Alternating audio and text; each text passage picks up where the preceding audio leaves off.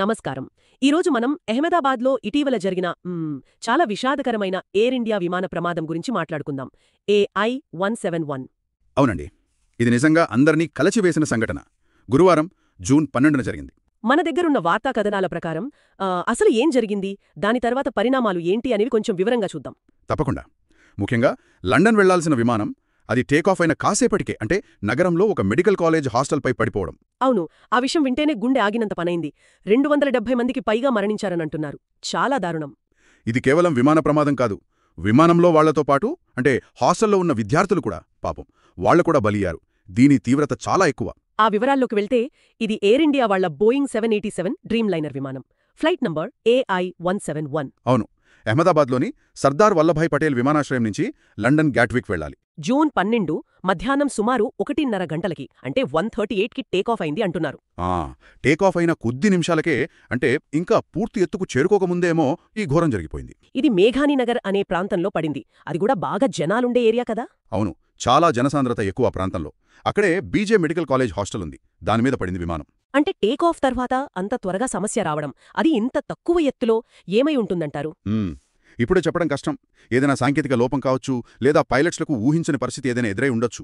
దర్యాప్తు పూర్తయితే గానీ తెలియదు. ఊహాగానాలొద్దు.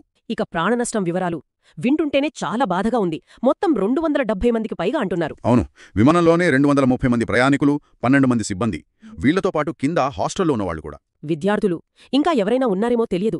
వాళ్లు కూడా మరణించారు. విమానంలోంచి ఒక్కరే బ్రతికారని తెలిసింది. వారికి కూడా తీవ్ర గాయాలయ్యాయని, ఆస్పత్రిలో చికిత్స పొందుతున్నారని సమాచారం. అయ్యో, వారు త్వరగా కోలుకోవాలి. ఇలాంటి పెద్ద ప్రమాదాల్లో బ్రతకడం చాలా అరుదు కదా. నిజమే, చాలా అరుదు.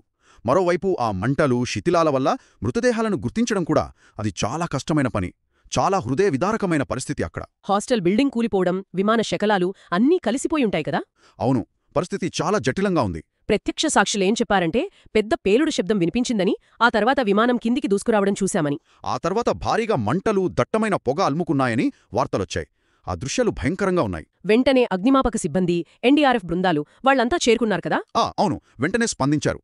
పోలీసులు, ఇతర ఎమర్జెన్సీ సర్వీసులు కూడా ఆ ఏరియాని మొత్తం తమ ఆధీనంలోకి తీసుకుని మంటలార్పడానికి, శిథిలాల కింద ఎవరైనా ఉన్నారేమోనని చూడటానికి చాలా ప్రయత్నించారు. వాళ్ల ప్రయత్నం అసామాన్యం.